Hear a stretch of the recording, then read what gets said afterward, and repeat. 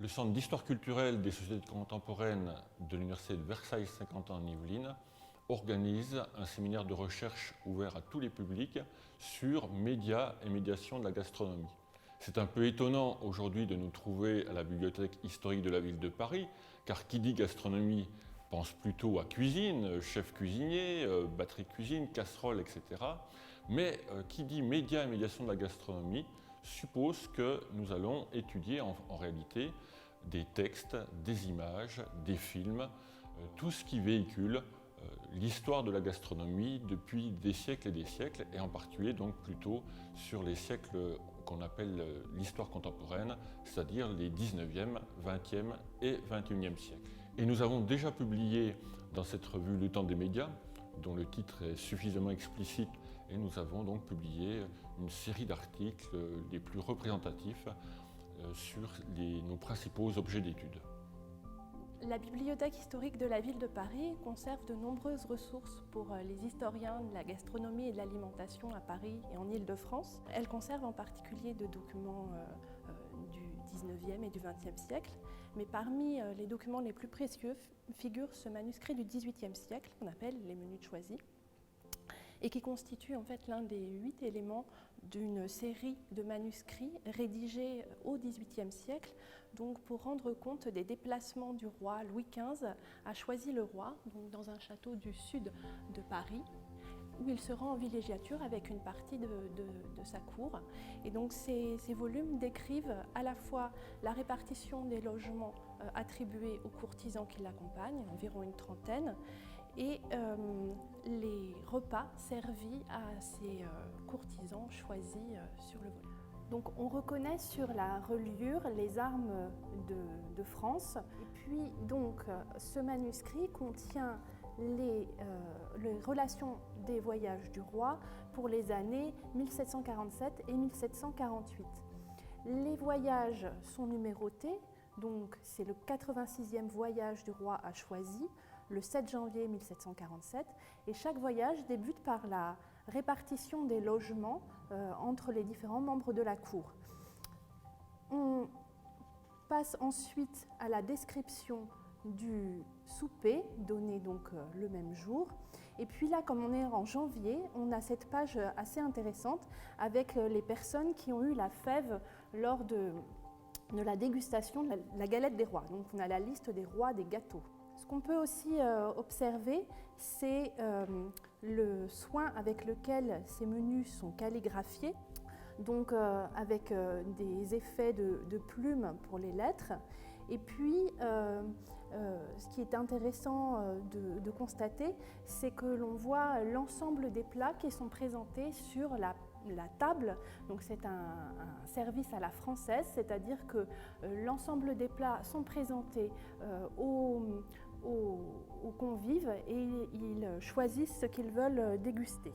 Au feuillet 13, on trouve la description du dormant de la table du roi de 50 couverts dressés dans la galerie du château à l'arrivée de Madame la Dauphine du 8 février 1747. En effet, à cette date, arrive à Choisy la femme du fils du roi, donc la Dauphine, qui a épousé le fils de Louis XV tout à fait récemment. Et donc pour la circonstance, un décor tout à fait particulier est installé sur la table, c'est ce qu'on appelle le dormant. Et donc vous voyez une description de cette décoration au milieu de la table de 47 pièces de long sur 4 de large. Cette description occupe pas moins de 2 pages, même un peu plus de 2 pages. Oui, vraiment Séverine, ces menus de Choisy sont absolument extraordinaires. Comme vous disiez tout à l'heure, c'est vraiment un des fleurons de la bibliothèque. Mais moi, je vous propose, toujours en partant de l'Ancien Régime, un autre type de menu, car il se trouve qu'à Paris, la ville lumière, à la fin de l'Ancien Régime, est inventé le restaurant. En 1765, d'abord d'un point de vue populaire, avec le fameux Mathurin Rose de Chantoiseau, et puis avec l'ancien cuisinier de Monsieur, c'est-à-dire du frère du roi, Beauvilliers, Joseph Beauvilliers, qui, dans le quartier du Palais Royal, donc pas très loin non plus des Halles, eh bien, ouvre un restaurant, cette fois-ci de luxe. Donc ça sera la grande tradition parisienne des restaurants qu'on va retrouver donc au XIXe siècle, au siècle suivant, en particulier donc dans les banquets de sociétés régionalistes, et c'est cela que je vous propose de voir ensemble. Alors dans ces banquets de la Troisième République, extrêmement intéressants, ce sont les banquets régionalistes, c'est-à-dire en fait de provinciaux qui habitent dans la capitale, dans la ville lumière. Et donc là, sur ce menu, ces menus qui sont souvent extrêmement bien illustrés, ici on a une magnifique lithographie noir et blanc du pont d'Avignon. Donc vous voyez, ce n'est pas le pont Neuf, ce n'est pas le pont des Arts, on est vraiment dans le monument emblématique avec le Palais des Papes de la ville d'Avignon. Et pourquoi? Tout simplement parce qu'ici en 1927, c'est un banquet offert d'ailleurs sous la présidence de ce conseiller maître de la Cour des comptes, Jules Michel. Les Vauclusiens de Paris organisent donc leur grand banquet annuel dans les grands salons de la Rive Gauche à Paris, vous voyez, à une heure précise, 20h. Et dans ces sociétés, on avait des sociétés littéraires, des sociétés politiques, des sociétés bien entendu aussi de gastronomes. Mais donc là, ces régionalistes insistent sur leur propre cuisine. On le voit ici dans le déroulé du menu, avec aussi des références historiques à de grands personnages. Vous voyez la crème Laure de Nove qui était l'amante du grand poète Pétrarque. Et on voit aussi que dans ces sociétés, bien souvent, il n'y avait pas seulement un repas, il pouvait y avoir une conférence, par exemple dans la société Le Vieux Papier, qui est un lien direct avec la bibliothèque historique de la ville de Paris, ou dans les sociétés plus artistiques, en tout cas comme celle-ci régionaliste, on a un programme artistique, vous voyez, avec des artistes qui sont à l'époque célèbres, puisqu'on a des gens de l'opéra, des chanteurs de l'opéra, et puis pas seulement d'ailleurs de la musique classique, on voit par exemple Bergeret qui faisait un spectacle plutôt comique à l'Alhambra, donc un programme assez éclectique, plutôt bon chic, bon genre, on voit bien que c'était quand même plutôt les élites vauclusiennes qui faisaient partie de cette société parisienne.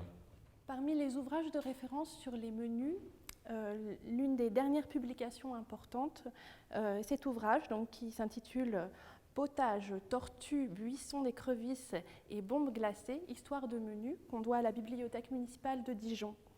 Il résulte d'une enquête lancée à la fin des années 2000, début des années 2010, donc il est paru en 2011, une enquête lancée auprès de l'ensemble des centres de ressources et de conservation patrimoniale en France pour déterminer où se trouvent les collections importantes de menus.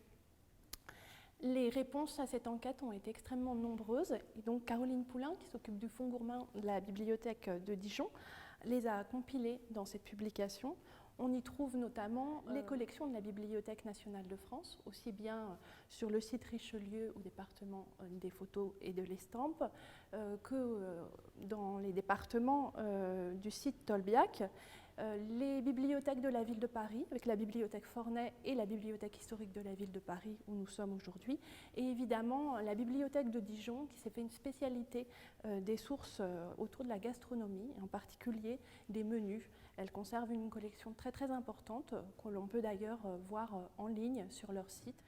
Dans sa collection de documents éphémères, la Bibliothèque historique de la ville de Paris conserve de nombreux témoignages de l'essor de la publicité à la fin du XIXe et du début du XXe siècle, publicité employée par les commerçants parisiens, mais aussi par des grandes marques alimentaires pour faire la promotion de leurs produits. L'un de ces documents les plus illustrés est cet album des célébrités contemporaines publié par la célèbre marque de biscuits nantais Lefebvre Utile. L'entreprise Lefebvre Utile diffuse cet album dans lequel les collectionneurs peuvent insérer des images qu'ils collectent en achetant des produits de la marque Lu. La liste des cartes que l'on peut collectionner se trouve au début du volume. Donc, vous voyez dans cette belle décoration Art Nouveau. En réalité, les cartes peuvent remplir 2 albums. Donc, le collectionneur choisit l'ordre dans lequel il les place dans cet album. Et chacune des cartes est composée de la même manière, avec un portrait de célébrité qui provient d'une photographie, un décor en marge qui illustre l'art, puisqu'il s'agit principalement d'artistes, l'art dans lequel ils s'illustrent. Donc là, vous voyez la peinture, la musique, également la musique. Et puis au centre, une illustration qui rend compte d'une œuvre majeure de cet artiste. Enfin, dernier élément de la carte, c'est une petite citation dans laquelle la célébrité fait la promotion des produits de la marque Lu. Alors, comme nous sommes dans une bibliothèque spécialisée dans le monde du théâtre, je vous montre en particulier la carte de Sarah Bernard, qui est une artiste tout à fait célèbre pour ses prestations artistiques, mais aussi pour avoir été l'une des premières à avoir contribué à la publicité, notamment avec son apparition dans les affiches de Mucha.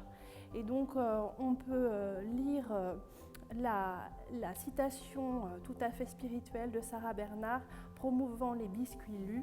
Je ne trouve rien de meilleur qu'un petit Lu, aussi deux petits Lus.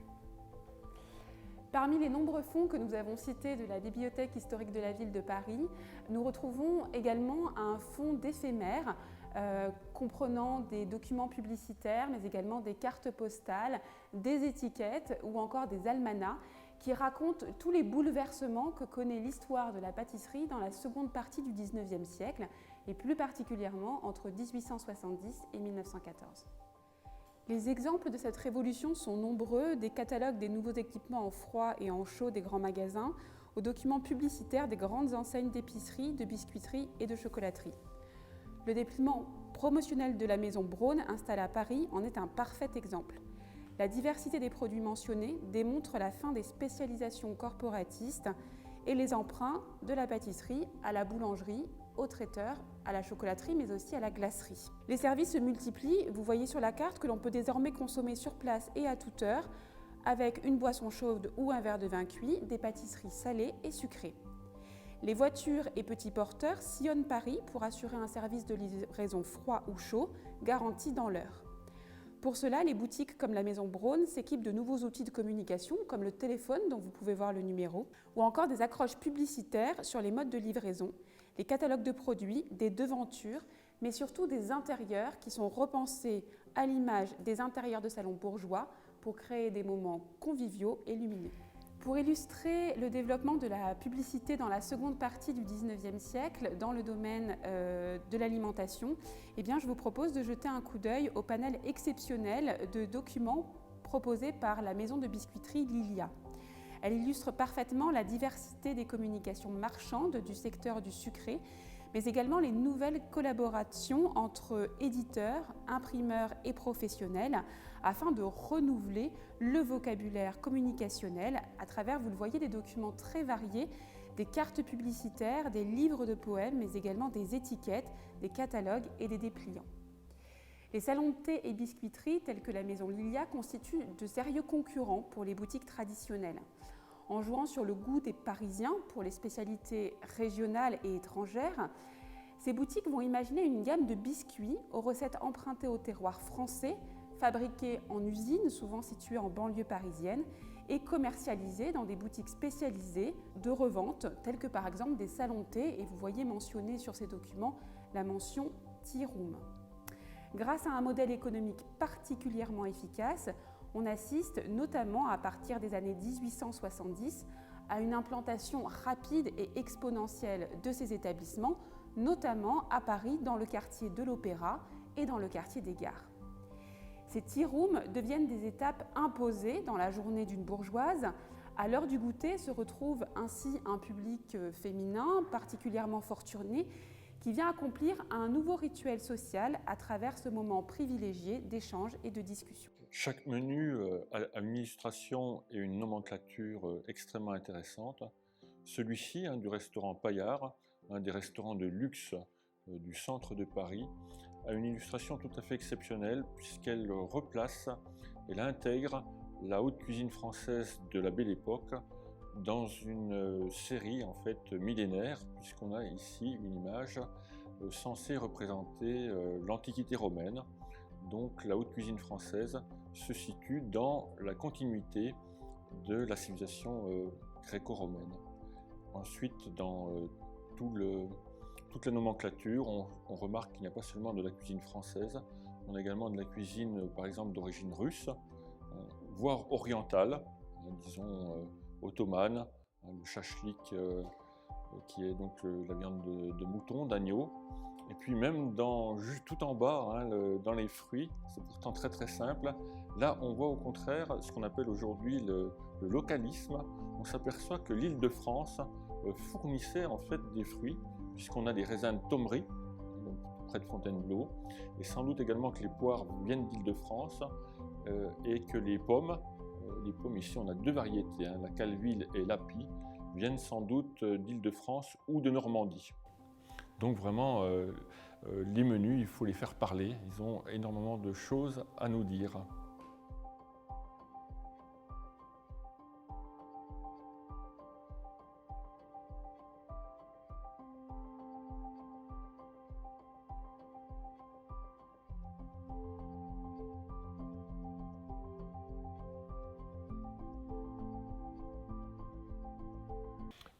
Il me reste à vous remercier, Colline d'abord, et puis alors Séverine, au nom de la BHVP, qui nous a reçus pour voir cet échantillon, ce petit échantillon, mais je pense assez représentatif des documents que nous étudions dans Médias et médiation de la gastronomie. Séminaire de recherche, donc je rappelle, ouvert à tout le monde, mais qui n'existerait pas sans notre maison des sciences de l'homme de Paris-Saclay, et puis aussi notre collaboration avec l'INRAE, l'Institut national de la recherche agronomique et environnementale, en particulier donc son laboratoire de sociologie avec notre collègue Faustine Régnier, parce qu'on n'étudie pas seulement des documents historiques dans notre séminaire, on étudie aussi la sociologie d'aujourd'hui, tout ce qui se passe autour des repas, de la table, et vraiment l'INRAE, le laboratoire de sociologie de l'INRAE, nous est d'une très très grande aide. Voilà, merci encore à vous.